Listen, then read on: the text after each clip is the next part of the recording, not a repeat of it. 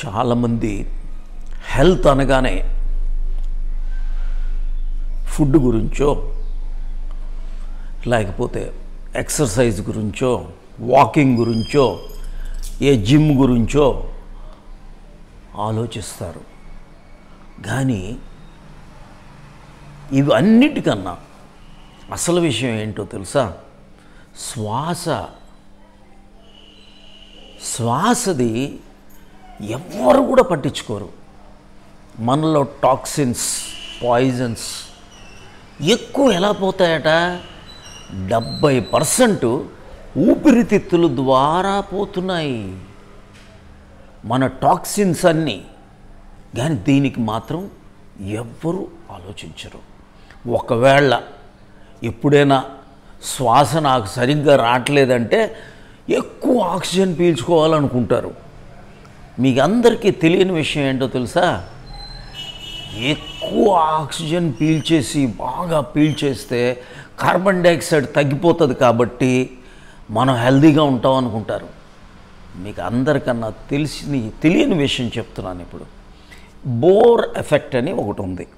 ఆ bore effect అంటే BOHR, bore అనే సైంటిస్ట్ తాలూకా ఎఫెక్ట్ ఏం కనుక్కున్నాడంటే, ఆయన ఎక్కువ శ్వాసిస్తే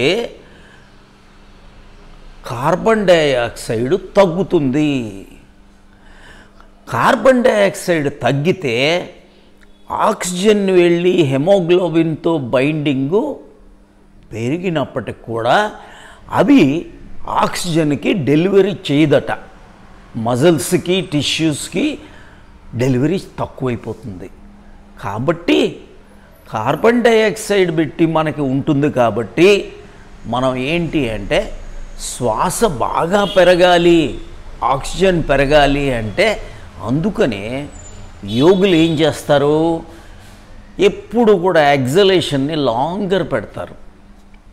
ఎగ్జలేషన్ లాంగర్ పెడితే ఏమవుతుందంటే మీకు పారాసింపథెటిక్ నర్వస్ సిస్టమ్ బాగా పనిచేస్తుంది, ఫ్రంటల్ కార్టెక్స్ పనిచేస్తుంది, యాంగ్జైటీ తగ్గుతుంది, స్ట్రెస్ తగ్గుతుంది. కాబట్టి ఈరోజు వీడియోలో మీరు ఎలా శ్వాస తీసుకోవాలి, ఎలా ఇంపార్టెన్స్ ఏ విధంగా చేయాలి అనే దాని గురించి చిన్నగా ఆలోచిద్దాం.